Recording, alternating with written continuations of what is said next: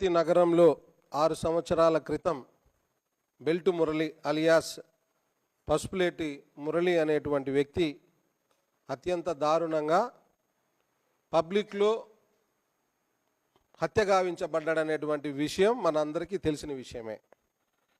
ఆ సందర్భంగా ఆ కేసు రిజిస్టర్ అయింది. ఆ కేసు ఇప్పుడు ట్రయల్కి వచ్చింది. ఆ కేసులో ఉన్నటువంటి ముద్దాయిలు మల్లికార్జున అని మరొకరని, ఇప్పుడు వాళ్ళందరూ కూడా ప్రస్తుత తెలుగుదేశం పార్టీ ఇన్ఛార్జ్ జేబీ శ్రీనివాస్తో వాళ్ళ యొక్క గ్రూప్లో కొనసాగుతున్నారు ఆయన అనుచరులుగా. ఈ నేపథ్యంలో ట్రయల్కి వచ్చినటువంటి కేసుని విచారణ సందర్భంగా ప్రత్యక్ష సాక్షుల్ని విచారించే సమయం దగ్గర పడింది కాబట్టి ప్రత్యక్ష సాక్షుల్ని కోర్టుకు పిలిస్తే ఆ ప్రత్యక్ష సాక్షులని ప్రభావితం చేయడం కోసమని జేబీ శ్రీనివాస్కు సంబంధించినటువంటి మనుషులని మల్లారపు చిన్న ఎవరైతే ప్రత్యక్ష సాక్షి ఉన్నారో ఆయన దగ్గరికి పంపడం జరిగింది. ఇది జరిగిన యథార్థం. ఎవరైతే జేబీ శ్రీనివాస్ గారికి సంబంధించినటువంటి అనుచరులు ఉన్నారో వాళ్ళు మల్లారపు చిన్న దగ్గరికి వెళ్ళి మాట్లాడి, నువ్వు ప్రత్యక్ష సాక్షి కాబట్టి పలానా వాళ్ళు ఉన్నారని లేదా పలానా వాళ్ళు లేరని మేము చెప్పినటువంటి పేర్లని నువ్వు చెప్పాలని చెప్పి ఆయన మీద బలవంతం తెచ్చారు. ఆ బలవంతానికి ఆ చిన్న అనే వ్యక్తి లొంగకపోవడంతో పోలీసులకి ఈ బాధ్యతను అప్పచెప్పినట్టుగా పోలీసులు వెళ్ళి ఈ చిన్నాని పోలీస్ స్టేషన్కి తీసుకెళ్ళినట్టుగా కొన్ని కథనాలు వచ్చాయి. తీరా చూస్తే ఈ బెల్టు మురళి అనేటువంటి వ్యక్తికి సొంత అన్న కుమారుడు. ఆ అబ్బాయి నేరుగా ఇతనికి ఫోన్ చేశాడు. వినయ్ అతని పేరు. వినయ్కి ఫోన్ చేశాడు. ఎవరంటే ఈ యొక్క మల్లారపు చిన్న ప్రత్యక్ష సాక్షి యొక్క కుమారుడు భయపడి వినయ్కి పసుపులేటి వినయ్కి ఫోన్ చేయడం జరిగింది. ఆ సంభాషణ ఒకసారి వినండి.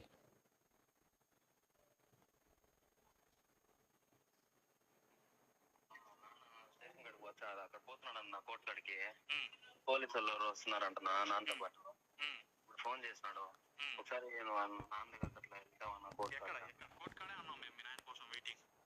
వస్తున్నాడు చూడండి. అట్లా ఇంటికాడికి వెళ్ళి అమ్మని తీసుకొని వస్తాను. కాదు నాయనా, ఇప్పుడు మీ నాన్న దొడుకోమైంది ఎవరు? పోలీసులు తీసుకొని వస్తున్నారు. పోలీసులు తీసుకెళ్లేదురా, ఆల్రెడీ మేము అంతా స్టేషన్ అంతా మాట్లాడినాము. సీఎల్ అంతా ఫోన్ చేసి పోలీసులు ఎవరు తీసుకెళ్లేదంట. అల్పి వాళ్ళు తీసుకెళ్ళదు, ఈస్ట్ వాళ్ళు తీసుకోలేదంట. ఇంకెవరు తీసుకెళ్ళాలి క్లారిటీ చెప్పు. పోలీసు వాళ్ళు తీసుకొని పోయినారన్న చందు చెప్తున్నాడు. నాకు కూడా తెలియదు. బండికి వచ్చిన ఇప్పుడు ఈ ఫోన్ మీ నాయన ఫోన్ ఇది ఉందా? ఈ ఫోన్ మీ నాయనదే కదా? ఏది ఈ ఫోన్ ఎవరి నంబర్? ఇది చందు నంబర్ నా? చందుదా? ఇంకా మా నాన్న ఫోన్ చేసినాడు. ఫోన్ చేస్తాను రిటర్న్ కాల్ చేసినాడు. ఇట్లా నెక్స్ట్ కోర్టు కాడికి వస్తాను, సీన్ వినయ్ నంబర్ తీసుకుని వినయ్కి ఒకసారి ఫోన్ చేసి చెప్పు నేను కోర్టు కాడికి వస్తున్నా అని చెప్పి. అక్కడ ఉన్నాం అంతా ఈడే ఉన్నామని చెప్పు. టెన్షన్ పడుతున్నా చూడండి. మేము ఉన్నామని చెప్పు. ఇంకేందో టెన్షన్? అదే పనికి పెద్దవాళ్ళకి ఇంకా పేర్లు చెప్పకూడదు. పెద్దవాళ్ళు వచ్చి మాట్లాడి ఇంకంత ధైర్యం చెప్తే ఇంకేం చేస్తారా? ఆడ ఉన్నది చెప్పమంటున్నా, ఇంక వేరేది ఏమైనా చెప్పమంటున్నావా? చెప్పు. అదే కాదు నాన్న మాట్లాడుతూ తరబడుతూ మాట్లాడుతున్నా. అదే అక్కడ ఎవరున్నారు ఏమన్నా మనకు తెలిసే కదరా. ఇప్పుడు మాకేమైనా తెలిసి మేమైనా సపోర్ట్ చేయగలుగుతాం కదా. ఊరికే పోలీసు వాళ్ళు అమ్మ తీసుకెళ్లరు. ఎవరైనా తీసుకెళ్తే మేము దాని తగ్గట్టు మేము ఏం చేయాలో మనకు తెలుస్తాం కదా. ఎవడుకున్నది వాడుకుంటది కదా. అది నువ్వు కనుక్కో ఒకసారి. వస్తున్నా కోర్టు కాడికి వస్తున్నానని చెప్పినా. ఎవరు తోడుకు వస్తున్నారంట? ఏమో తెలియదు. నా పోలీసు వాళ్ళు వస్తున్నారు. ఎవరో పిల్లకాయలు కూడా వెనకాల ఉన్నారు. నేను ఫోన్ చేస్తాను. అమ్మని తీసుకొని అక్కడికి వచ్చేసి నేను వినాయక ఒకసారి ఫోన్ చేసి చెప్పు నేను కోర్టు కాడికి వస్తున్నాను. సరే నేను కోర్టు కాడే ఉన్నాంలే.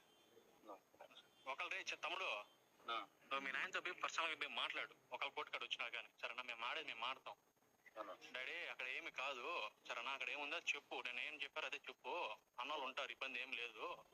ఇప్పుడు వచ్చిన వాళ్ళు ఈరోజు ఉంటారు, రేపు కనపడరు. పెద్దోళ్ళు నీకు చెప్పినాడు కదా, అది ఆ పెద్దోళ్ళు మాట పోకుండా నువ్వు చేసుకో. రేపు నీకు వాళ్ళు అండగా ఉంటారు, నీకు ఏం కావాలో చేస్తారని చెప్పు. అంతే. అక్కడ ఉన్నదే చెప్పమని అంతే కదా. మేమైనా వేరేదని చెప్పమన్నామా? ఆయన సబ్జెక్ట్కి వెళ్ళి ఐడెంటిఫై చేసినప్పుడు ఏం చెప్పినా అదే చెప్పాలి అంతే కదా. అది చెప్పమని మేము ధైర్యం చెప్పు. మేము ఉన్నాం, ఇబ్బంది ఏం లేదు. ఇంటికి అమ్మని తీసుకొని మళ్ళీ మీ అమ్మ ఎందుకో? అమ్మ టెన్షన్ పడతా ఉంది. అమ్మకి ఏమి లేదు, మేము ఉన్నామని చెప్పురా. సరేనా? మా అన్నయ్య కదా సరేనా. ఇప్పుడు మీరు అందరూ కూడా విన్నారు, ఆ బెల్టు మురళి సొంత అన్న కుమారుడైనటువంటి పసుపులేటి వినయ్ అనే వ్యక్తికి మల్లారపు చిన్న ప్రత్యక్ష సాక్షి ఎవరైతే ఉన్నారో వాళ్ళ కుమారుడు ఫోన్ చేసి, అన్న పోలీసులు తీసుకెళ్లారంట మా నాన్నని, ఈరోజు కోర్టు కాడికి వెళ్ళి సాక్ష్యం చెప్పాల్సి ఉంటే ఆయనతో పాటు కొందరు ప్రైవేటు వ్యక్తులు కూడా ఉన్నారంట, మాకు భయంగా ఉంది, అమ్మ కూడా భయపడుతోంది అని అంటే వినయ్ ధైర్యం చెప్తున్నాడు, మేమేమి తప్పుడు విషయాలు చెప్పమని చెప్పలేదు కదా, అక్కడ నువ్వు కళ్ళతో చూసినటువంటి సాక్ష్యం ఏదైతే ఉందో అదే చెప్పమంటున్నాము, దీనికి మీకు భయం ఎందుకు, మేము అండగా ఉంటాము, మేము కోర్టు దగ్గరే ఉంటాము, మీరు కోర్టు కాడికి రండి అని చెప్పడం జరిగింది. కానీ సీన్ ఏమైందంటే ఇతను కోర్టుకి వాయిదాకి హాజరు కాలేదు, సాక్ష్యం చెప్పలేదు, ఇంత లోపల మ్యానిపులేషన్ జరిగింది. అతన్ని ఎవరైతే ప్రత్యక్ష సాక్షి మల్లారపు చిన్న ఉన్నాడో, నువ్వు గనక మాకు వ్యతిరేకంగా సాక్ష్యం చెప్తే వాళ్ళు జైలు నుంచి బయట వచ్చిన తర్వాత నిన్ను పెట్టరు అని చెప్పి అతన్ని వార్న్ చేయడంతో ఆయన భయపడిపోవడం జరిగింది.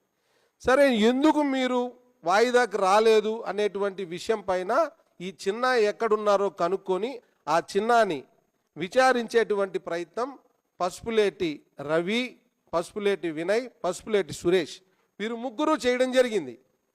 చేసే క్రమంలో అతను వెరీ క్లియర్గా చెప్తున్నాడు, ఫలానా వాళ్ళు నా దగ్గరకు వచ్చారు, ఆ వీడియో కూడా ఉంది, ఫలానా వాళ్ళు నా దగ్గరకు వచ్చి ఈ విధంగా నన్ను ఇబ్బంది పెడుతున్నారు,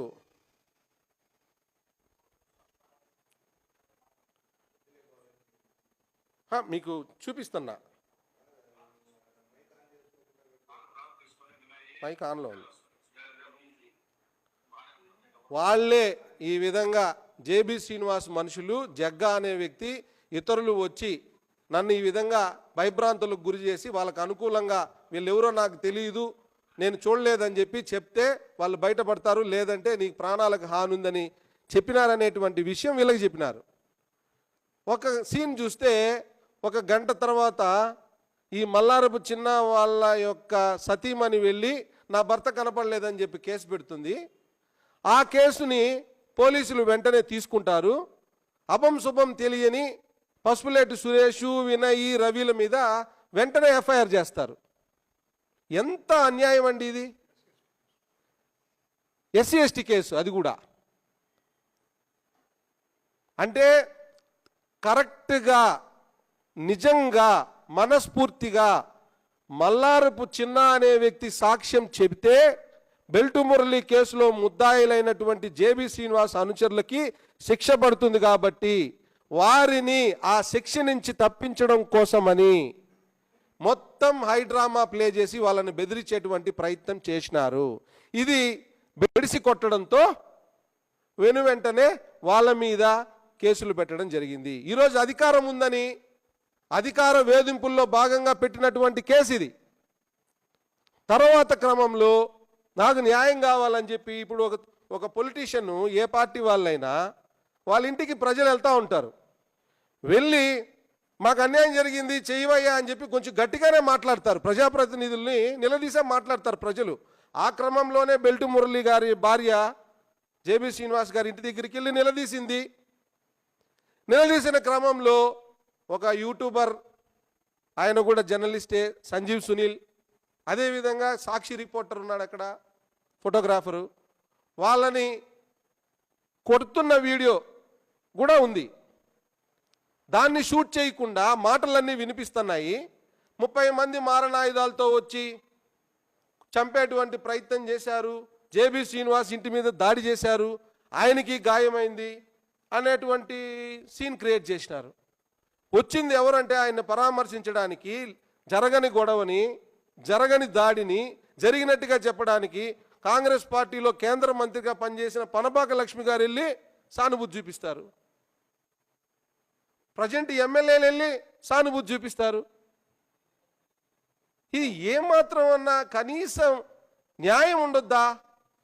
అరే, మనం ఏం చేస్తున్నాము, ఏ పద్ధతుల్లో నడుస్తోంది రాజకీయము, ఈ వ్యక్తి ఎలాంటి స్వభావంతో ఉన్నాడు, చాలదన్నట్టు తన మీద తన అనుచరుల మీద దాడి జరిగినట్టుగా తన అనుచరులని రక్తగాయాలు పాలు చేసి అనుచరుణ్ణి కాపాడుకోవాలి, అనుచరుణ్ణి బాగా చూసుకోవాలి. కానీ మన మీద రాజకీయ ప్రయోజనం కోసం మన అనుచరుడు చేతులు కాళ్ళు కోసేసి మీరు పోయి అటెంప్ట్ మర్డర్ కేసు పెట్టండి అని చెప్పి ప్రేరేపించడం ఏంది? ఇది ఏ రకమైన రాజకీయ సంస్కృతి ఇది? తిరుపతిలో ఎప్పుడైనా ఇటువంటి రాజకీయ ఘటనలు జరిగాయా? ఏదో ఎన్నికల సందర్భంగా బాహాబాహి అనేటువంటి విషయాలు తప్ప తిరుపతిలో ఒక 2 గ్రూపుల మధ్య వ్యక్తిగతమైనటువంటి ఘర్షణ పూరిత వాతావరణం రాజకీయాల్లో ఎప్పుడూ లేదు. ఈరోజు జేబీ శ్రీనివాస్ అనేటువంటి వ్యక్తి సాక్షుల్ని ప్రభావితం చేసేటువంటి అంశంలో ఫెయిల్ అయినాడు కాబట్టి ఈ విషయం తెలుగుదేశం పార్టీ అధిష్టానానికి తెలిస్తే నువ్వు అన్ని క్రిమినల్ యాక్టివిటీస్లో వేలు పెడుతున్నావు అన్న కారణం చేత అతన్ని ఎక్కడ తప్పిస్తారోనని వెంటనే హైడ్రామా ప్లే చేసి తన మీదే దాడి జరిగినట్టుగా, తనకి చెయ్యి కట్టుకున్నట్టుగా, తన అనుచరులని కత్తులతో, మరి నిజంగా ఎవరైతే కరుణాకర్ రెడ్డి గారి అనుచరులు మీ ఇంటి మీద పడి దౌర్జన్యం చేశారని చెప్తున్నారు కదా, మీరు ఏమన్నా సీసీ ఫుటేజ్లు ఉంటే బయట పెట్టండి. ఏమన్నా సీసీ ఫుటేజ్లు ఉన్నాయా? ఉంటే బయట పెట్టండి. మీరు సామాన్యమైన మనిషి ఏం కాదు. ఓ మంచి ట్రిప్లెక్స్ ఇల్లు కట్టుకొని మంచి కారులో తిరిగే సౌకర్యవంతమైన జీవితం అనుభవిస్తున్న వ్యక్తే. ఏం మీ ఇంటికి సీసీ కెమెరాలు ఉండవా? మీ వీధిలో సీసీ కెమెరాలు ఉండవా? ఎక్కడైనా ఉంటే చూపించండి. దాడి జరిగినట్టుగా ఒక ఘటన చూపించకపోగా దాడి జరిగిందని మొత్తం పొలోమని సింపతి తెచ్చుకునేటువంటి ప్రయత్నం చేసి అందరి దగ్గర పరామర్శలు పొందడం, వాటిని పెద్దగా చూపించుకోవడం. ఎప్పుడు కూడా నిజం 100 అడుగుల లోతున కాదు, 1000 కిలోమీటర్ల లోతున పాతిపెట్టినా బయటకు వచ్చేస్తుంది. ఇలాంటి డ్రామాపూరిత రాజకీయాలు ఎక్కువ రోజులు నడవవు. ఒక పక్క భర్తను కోల్పోయి దారుణ హత్యకి గురైనాడు అనేటువంటి బాధలో ఒక మహిళ మీ ఇంటికి వస్తే ఓదార్చాల్సింది పోయి, తగు న్యాయం చేయాల్సింది పోయి, పోయిన వాళ్ళని తిరుక్కొని ఇళ్లలో బంధించి కొట్టి షర్ట్లు మార్చి మీ వాళ్ళకే మీరు గాయాలు చేసుకొని ఏంది ఇదంతా? ఇది కరెక్ట్ పద్ధతి ఎట్టి పరిస్థితుల్లోనూ కాదు. ఓ సామాజిక వర్గానికి అన్యాయం జరిగిపోతుంది అన్నట్టు మాట్లాడుతున్నారు. అతను చనిపోయిన బెల్టు మురళి ఏ సామాజిక వర్గం? జేబీ శ్రీనివాస్ గారి సామాజిక వర్గమే. వినయ్ ఏ సామాజిక వర్గం? పసుపులేటి సురేష్ ఏ సామాజిక వర్గం? టైలర్ రవి ఏ సామాజిక వర్గం? మరి మీ సామాజిక వర్గం వాళ్ళ మీద జరిగినటువంటి దాడికి సాక్షుల్ని తారుమారు మీరు చేయొచ్చా? ఇదేనా మీరు సామాజిక వర్గానికి చేసే మేలు? ఇది ఏమాత్రం పద్ధతి కాదు. ఇలాంటి రాజకీయాలు ఎక్కువ కాలం నడవవు. ఈరోజు తప్పుడు కేసులు పెట్టినటువంటి అధికారులు, తప్పుడు కేసుకు ప్రేరేపించినటువంటి నాయకులు రేపు వైఎస్ఆర్ కాంగ్రెస్ పార్టీ అధికారంలోకి వచ్చిన తర్వాత ఖచ్చితంగా ప్రాసిక్యూట్ చేయబడతారు. తగిన శిక్ష కూడా గ్యారంటీగా వాళ్ళకు పడుతుందనేటువంటి విషయాన్ని వైఎస్ఆర్ కాంగ్రెస్ పార్టీ తరపున నేను వ్యక్తం చేస్తున్నా.